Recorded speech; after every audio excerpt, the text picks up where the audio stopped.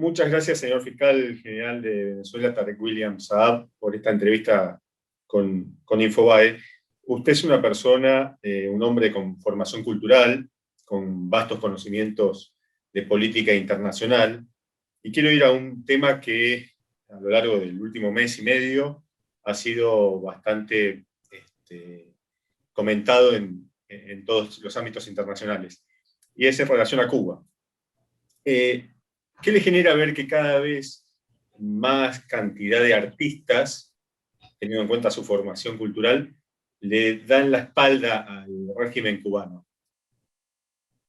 Bueno, en primer lugar, saludo a todos ustedes por la oportunidad de conversar con un público que tal vez no está acostumbrado a vernos a nosotros, a escuchar tal vez la otra cara de la moneda sobre temas de Venezuela y lo que atañe pues las relaciones internacionales de nuestro país, y en lo particular con el tema que yo, digamos, lidero, como es la protección de los derechos humanos, el apego a la Constitución y la ley, y obviamente la persecución al delito.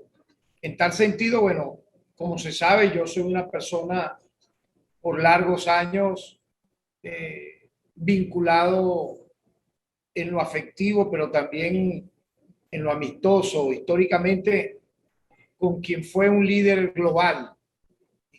Yo reivindico su legado, digamos, social, la búsqueda de la multipolaridad que pudo él orientar, como lo es Fidel Castro. Eso tú lo sabes y has buscado parte de mi biografía. Obviamente, si vamos a hablar de Cuba, yo creo que tenemos también que ver lo que ha significado, por ejemplo, el bloqueo durante más de 60 años contra una isla muy pequeña, pero que está apenas a media hora de Miami, de los Estados Unidos. Yo he visitado Cuba desde los años 90 numerosas veces y he conocido cómo ha ido, vamos a decir, evolucionando. Por un lado, ese acecho económico que se ha querido trasladar a Venezuela.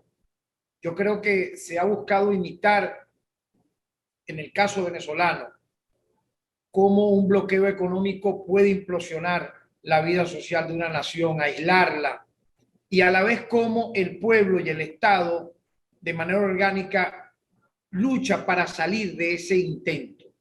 En el caso cubano y en el caso venezolano hemos sufrido ataques de mercenarios, incursiones marítimas, intentos de magnicidio. En el caso de Fidel, bueno, está en el récord Guinness. En el caso del presidente Maduro, los propios medios, vamos a decir, que adversan al Estado venezolano, han reconocido, por ejemplo, que Grudó, el director de una empresa de mercenarios nombrada o llamada Servircorp, se alió con personas que contrató previamente por una suma altísima de millones de dólares para intentar matar al presidente de la República de Venezuela. Sí, y autoridades como nosotros. Entonces, lo que te quiero decir es que no podemos descontextualizar un evento que lo que hizo Silvio Rodríguez.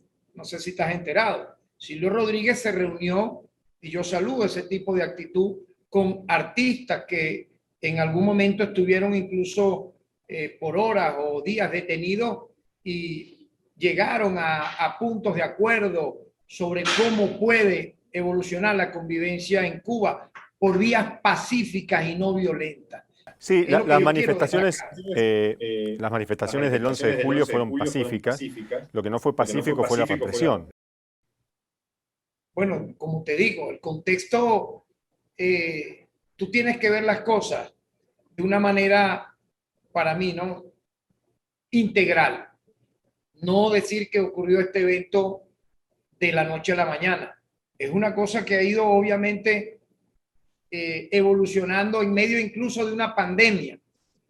Tú sabes lo que significa en medio de una pandemia mantener el bloqueo y las sanciones contra Cuba y contra Venezuela, a pesar de que la gran mayoría, casi el 100% de los países que conforman las Naciones Unidas están en contra de ello, a pesar de que la alta comisionada de Derechos Humanos de Naciones Unidas ha dicho que en medio de una circunstancia tan grave como esta, que por cierto, en tu país lleva más de 100.000 muertos, un país amigo que yo quiero mucho, O sea, te digo, yo tengo vínculos también culturales de afecto con Argentina. Imagínate tú lo que está pasando en Argentina y que de pronto a ustedes le apliquen un bloqueo económico que le impidan comercializar sus productos, como ha pasado con Venezuela en el caso del petróleo, en Cuba con los productos que ellos puedan producir, y en medio de ello se les impida desarrollar las vacunas, curar a la población, prevenir una enfermedad como esta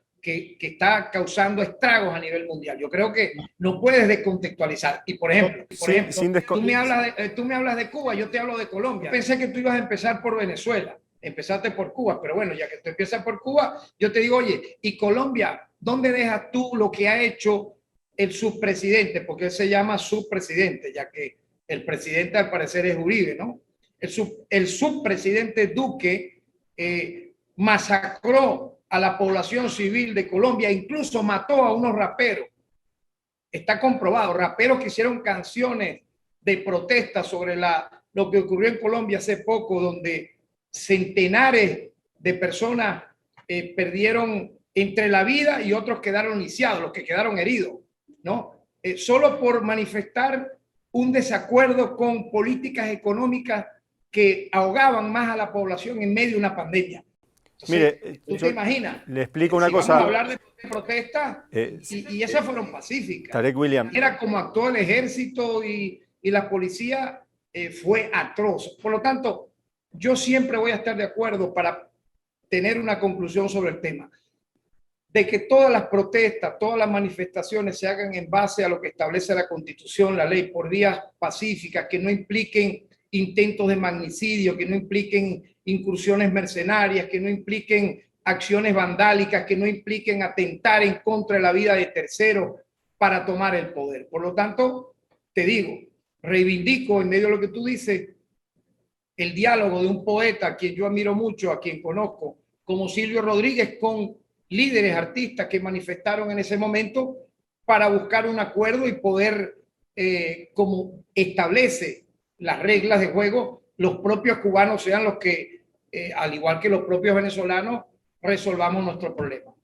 Un día después de esas protestas en Cuba, por eso le pregunto por Cuba, además le pregunto por Cuba porque Cuba es un país muy amigo de Venezuela y los gobiernos son bastante aliados, no así con Colombia, claro, por eso mismo le pregunté por Cuba. Estás hablando con el fiscal general de Venezuela, estás hablando con el fiscal general de Venezuela, no empezaste tu entrevista hablando sobre Venezuela. O sea, yo tenía unos temas que vamos a Venezuela, pero vamos a Venezuela. Y de pronto yo no tengo problema en responderte, pero vamos a Venezuela. El día después sobre mi país también, ¿no? Sobre el público que te escucha y te oye, quiere saber de su país. El día después pasan en mi patria, como es la Venezuela. Doctor, el día después de las protestas en Cuba, su gobierno secuestró a Freddy Guevara e intentó detener a Juan Guaidó. ¿Fue casualidad? ¿Por qué fue esto? En su momento eso todo fue explicado, no tiene que ver nada con lo que tú señalas. O sea, buscar una hilación entre lo que ocurrió en Cuba con la situación local de nuestro país, aparte de descabellado, me parece totalmente ajeno a la objetividad periodística. El señor Guevara acaba de obtener una medida cautelar sustitutiva de privativa de libertad. Y nada tiene que ver con lo que tú se reseñas de un hecho que ocurrió, repito, en nuestro país vecino y amigo como lo es Cuba. Y alguien podría preguntarse por qué finalmente no se animaron a detener a Guaidó. No, eso fue explicado en su momento en el lugar donde habían los acontecimientos ocurridos, como tú no deberías olvidar, lo de la Cota 905, en el vaciado telefónico que se le hace a muchas de las personas, incluyendo el propio Guevara, se pretendió crear un clima en Venezuela de sedición urbana conocida como la Fiesta de Caracas, imagínate, para aprovechar un hecho puntual que lamentablemente bandas delictivas que estaban en ese espacio de nuestra urbe pretendían propiciar contra la población. De hecho, mataron a algunos civiles inocentes, hirieron a algunos policías. Y luego la acción del Estado venezolano de la justicia venezolana logró desmantelar esa banda y sus secuaces en los términos que ya comunicacionalmente se conocen. Es el contexto de eso que ocurrió. Bien. Fiscal, usted me habló al principio sobre derechos humanos y la situación en Venezuela. El último informe de Bachelet fue bastante crítico, continúa siendo crítico, y también es crítico sobre los procesos judiciales que se encargan allí, algo que le atañe a usted. Y su oficina dice que hubo avances. Sin embargo, no se conocen detenciones o procesos abiertos, causas abiertas contra altos comandantes o altos mandos de la policía, del ejército o de los servicios de inteligencia. Si tú has leído con detenimiento los informes de la oficina de la Alta Comisionada de Derechos Humanos de Naciones Unidas y los apartes que habla sobre la actuación, en este caso, de quien lidera la acción penal, la institución que lidera la acción penal en Venezuela, como es el Ministerio Público, tú notarás cómo se resalta y se reconoce la acción del Estado venezolano, en este caso, representado por el Ministerio Público, para actuar en contra de quienes violan derechos humanos. No solo en el último informe, yo diría que en casi todos los informes que se ha conocido a partir de la visita que hizo la propia Bachelet a Venezuela, que por cierto, una de las personas con las cuales se reunió fue mi persona, y yo te pudiera rápidamente dar un balance de los últimos 4 años, con hechos contundentes. No voy a hablarte de simple retórica. Fíjate tú, han sido detenidos 554 funcionarios de distintos organismos y 31 particulares vinculados o asociados a violaciones a derechos humanos. ¿Cuántos de ellos son altos mandos? Pero fíjate lo importante, de ellos han sido acusados, o sea, en base a estos delitos, ¿no? Acuérdate que en los delitos puede participar una o varias personas, ¿no? De estos 554 funcionarios de participantes de estos delitos violatorios a los derechos humanos, en el proceso, en el desarrollo del proceso, en base a los casos tratados, hemos acusado, fíjate, en una fase ya posterior a la imputación, a 1.152 funcionarios y 140 civiles. Eso tiene su nombre, su apellido, cursan sus expedientes, los ha revisado, por cierto, la propia oficina del Alta Comisionada de Derechos Humanos de Naciones Unidas, que se reúne periódicamente con nosotros, o sea, conmigo y con nuestro equipo.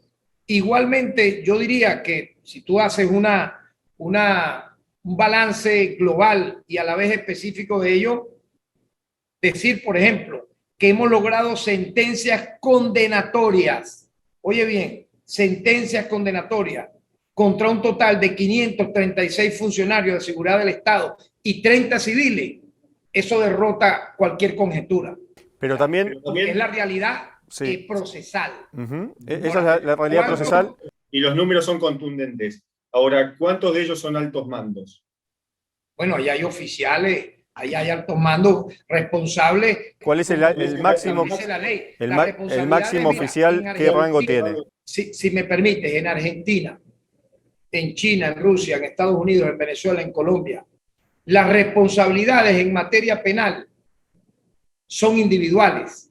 Si un sujeto de manera irregular incumple con lo que establece la Constitución y la ley, por ejemplo, él o agrupado en comandita con otro, para, por ejemplo, en un allanamiento sin orden judicial, ingresar a una vivienda y lamentablemente, supóngase usted, ejecutar extrajudicialmente a una persona que está desarmada, obviamente que se va a investigar el hecho como tal y se determinará si esos autores materiales pudieran tener un autor intelectual. Ahora, usted coincidirá conmigo. Ellos han sido detenidos. Entonces, lo que te quiero decir que es así. O sea, coincidirá conmigo que si hay 500 detenidos es porque hubo bastantes de estos allanamientos y que seguramente hayan sido ordenados por alguien. ¿Ese alguien está detenido?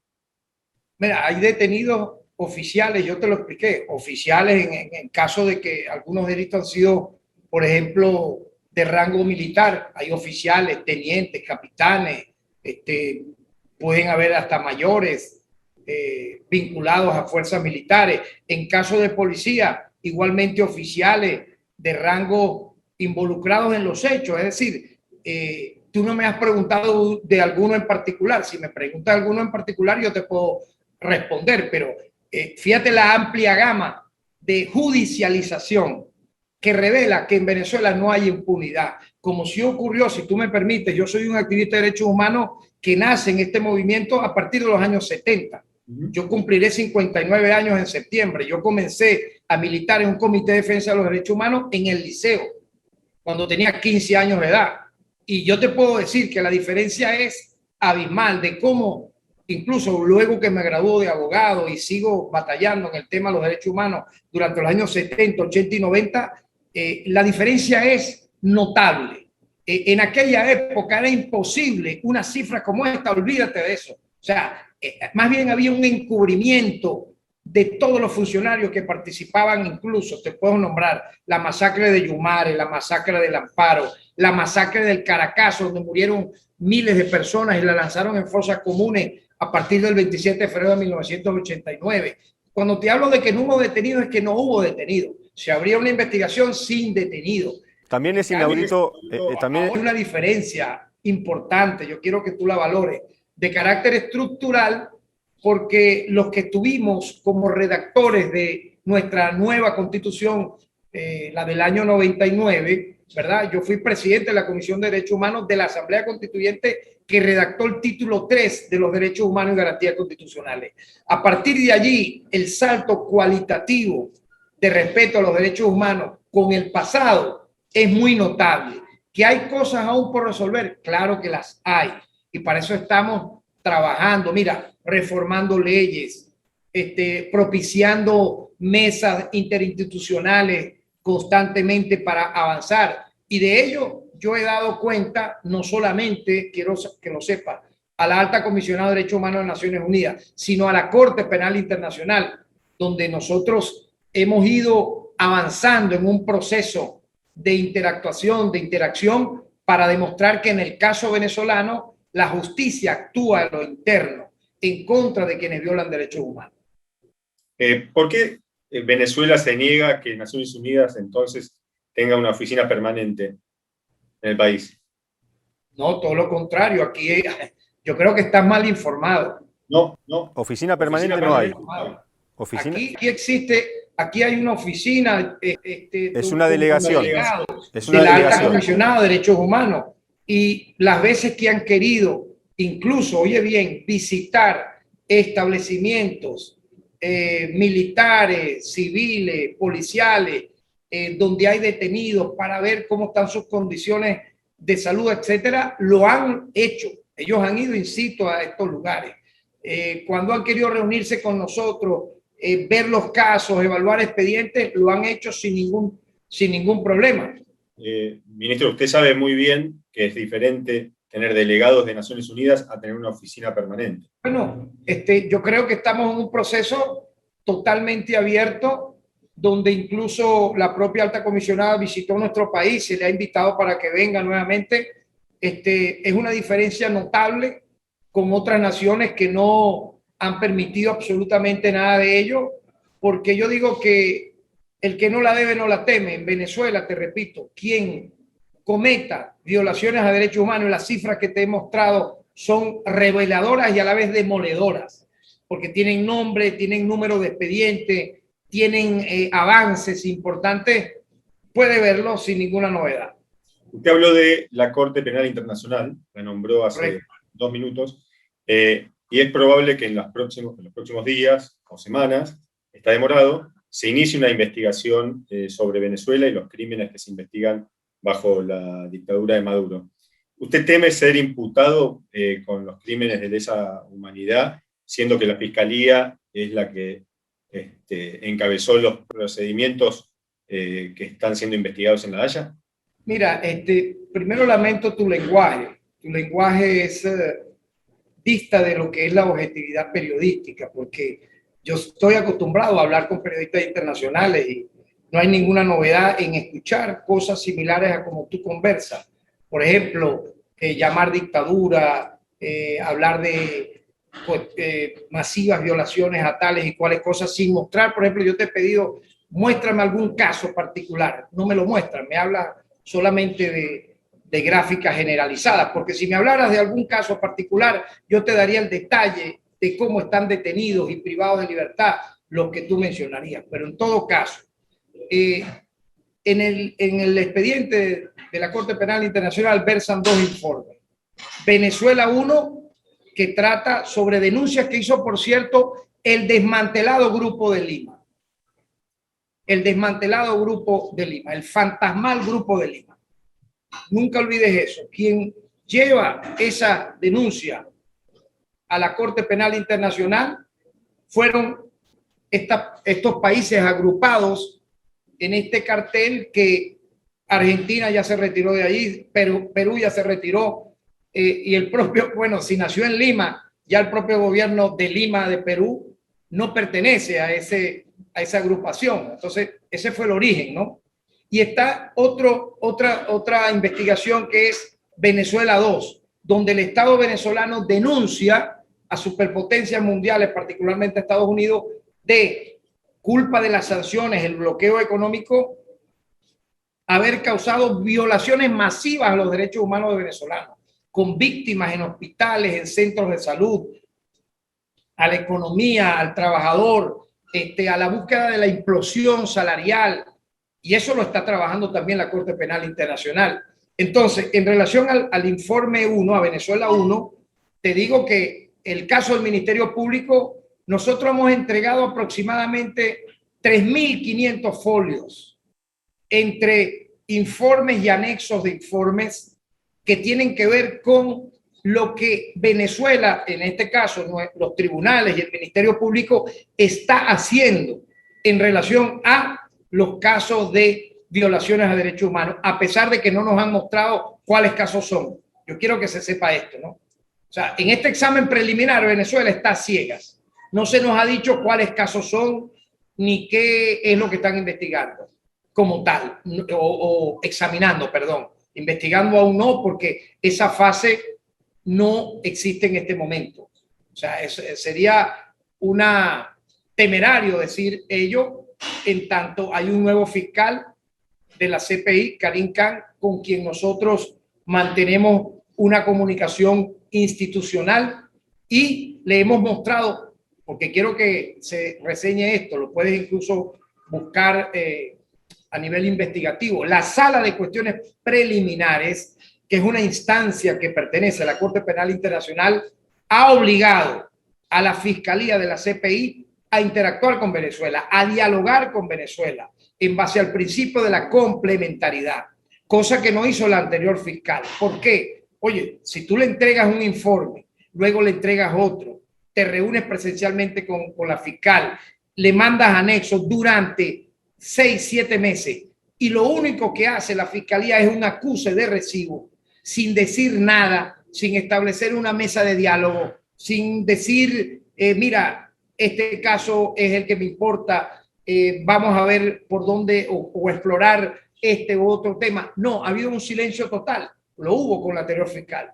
Nosotros hemos dicho, y es una carta pública que yo he lanzado, que esperamos que con el nuevo fiscal de la CPI las relaciones sean como lo ordenó la Sala de Cuestión Preliminar, de cooperación recíproca y de diálogo. También es inminente la resolución de la Corte de Cabo Verde sobre Alex Saab. Usted estará en tema, porque es algo que preocupa mucho a Venezuela.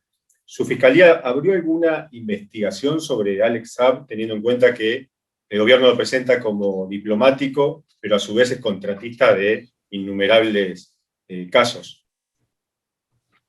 Bueno, efectivamente es un diplomático acreditado en base a cuestiones muy concretas que tienen que ver, por ejemplo, en medio del caos que ha ocurrido en el país con las sanciones, con el bloqueo. Pero no es, te repito, es incompatible, es incompatible, si me permites, ¿no? desarrollar lo que te voy a comentar. Él como diplomático ha hecho gestiones en pro de que el bloqueo económico para la compra de alimentos, para el abastecimiento de alimentos, cese en nuestro país. Y en función de ello, de manera ilegal, como tú bien habrás conocido, en un proceso totalmente viciado, como han dicho su defensa, fue detenido en Cabo Verde. Las autoridades de Cabo Verde y la defensa de Alex Saab están buscando llegar a lo que significa el final de dicho proceso. Pero si tú te pones a observar en la realidad ahorita en Venezuela, la gran mayoría, yo diría casi más de un 80%, según encuestas independientes, están totalmente en contra del bloqueo, de las sanciones económicas. ¿Por qué impedir que Venezuela compre medicina? ¿Por qué impedir que Venezuela compre alimentos? ¿Por qué buscar matar de hambre a nuestro país para ganar una ventaja política? O sea, yo creo que eso es una aberración y eso implica crímenes de lesa humanidad, porque tú estás sometiendo a una población, a la gran mayoría de la colectividad, a más de un 90%, a una situación límite en donde un comerciante no puede vender lo que desea, no puede comprar lo que desea. Si lo hace a través de sus relaciones internacionales, supóngase usted, con países vinculados a los Estados Unidos, se persigue a esa empresa, le bloquean las cuentas, incluso pueden hasta judicializar a las personas. O sea, algo jamás visto en una época como esta, en medio de te repito, en medio de una pandemia como el COVID-19. Por lo tanto, yo te diría y te confirmaría que buscamos que esto cambie. O sea, de verdad, yo creo que en este momento es un clamor que se levanten las sanciones económicas contra nuestro país, que PDVSA pueda trabajar como trabajan las empresas en Argentina, en México, en Estados Unidos, de manera libre, en base a lo que establece la ley. Igual coincidirá que es incompatible ser funcionario y a la vez proveedor del Estado. Bueno, ya te respondí, no tengo otra respuesta a lo que me has preguntado. Bueno, ya esa es mi respuesta. ¿Tiene fe en las conversaciones en México? Es decir, tengo. Y una de las condiciones que pone Miraflores es precisamente el levantamiento de las sanciones por parte de Estados Unidos. Mira, sí tengo fe porque aprecio que en esta etapa hay a nivel no solo interno, como te dije, no solo a nivel interno, sino globalmente, una especie de clima favorable a que cese la violencia extrema que ha azotado nuestro país, que yo te la describí inicialmente y no me repreguntaste al respecto, pero... Bueno, violencia extrema también, ministro. Pero fíjate lo que yo me voy a referir extrema, solamente a partir del año 2018. Violencia extrema es que también haya 265 presos políticos, ¿no? Pero fíjate, un intento de magnicidio con drones, que una transnacional de la comunicación como CNN documentó claramente con pelos y señales cómo fue la actuación de ese intento de magnicidio con drones, donde estábamos en una tarima, el alto mando político y militar de la nación. O sea, era atentar en contra del presidente Nicolás Maduro y todos los jefes de poderes públicos, más los familiares que estábamos allí en ese evento, por ejemplo. Eso ocurrió en Venezuela el 4 de agosto del año 2018. Luego, en el año 2019, el 30 de abril, ocurrió un intento de golpe de Estado, donde militares armados se vieron en el distribuidor Altamira con civiles propiciando un golpe de Estado. Luego, la incursión mercenaria con 2 contratistas, inclusive que eran ex boinas verdes pertenecientes a las Fuerzas Armadas de los Estados Unidos de América, con ex militares venezolanos, intentaron también atacar a sangre y fuego las instituciones venezolanas y la propia colectividad. O sea, eso es una realidad. Frente a eso, obviamente que yo debo creer en los diálogos que se están iniciando en México. Hubo un memorándum que se firmó entre el gobierno de Venezuela, el gobierno legítimo de Venezuela, tal como apareció en el memorándum, y la plataforma unitaria de la oposición, donde ya solo la firma de ese acuerdo, donde se habla de garantías electorales, derechos políticos para todos, protección de la economía, levantamiento de las sanciones, incluso ya nos da una esperanza, obviamente, de que este clima tan terrible que hemos vivido los venezolanos, incluso que no es nuevo. Tú debes recordar que en abril del año 2002 hubo un golpe de Estado que derrocó al presidente Hugo Chávez. Quien te habla, diputado, presidente de la Comisión de Política Exterior, estuvo preso. No respetaron mi inmunidad parlamentaria, estuve detenido los días que duró ese golpe fascista de abril que lideró Carmona y un grupo militar. O sea, luego vinieron las manifestaciones violentas 2014 y 2017, con quema de personas en la vía pública, quema de bienes públicos, muertos, heridos. Oye, de verdad nos merecemos, como diría John Lennon, hay que darle un chance a la paz, y yo siento que estamos todos de acuerdo en que el diálogo culmine en este año con unas elecciones como van a ocurrir en noviembre, participativas y totalmente libres para todos. Cuba es un sostén político e ideológico y es un aliado clave de Venezuela. ¿No debería estar en esa mesa de diálogo y de negociaciones en México? Yo pienso que el acuerdo que se ha generado, como tú bien sabes, participan, aparte de Noruega, aparte obviamente de México, que es el país anfitrión, hay países que están acompañando la negociación, como en este caso es Rusia. Yo siento que todos los países amigos de Venezuela se sienten representados con los que están allí. Bien. Buscando esto que te dije, que haya paz, que haya estabilidad, que haya crecimiento económico. De verdad, los venezolanos, sin distingos políticos, yo te hablo como padre de familia, sin distingos políticos, ideológicos, nos merecemos una tregua que implique la alta política, que vuelva la alta política al país, la negociación y el diálogo en base al respeto de la Constitución y la ley, y se aleje todo lo que implique violencia en contra de los venezolanos. Sí. Hay un número que es escalofriante que usted compartirá conmigo, que más de 5 millones de venezolanos se han ido del país, en lo que constituye la mayor diáspora en la historia de América Latina. ¿Qué tiene para decirle a esos venezolanos?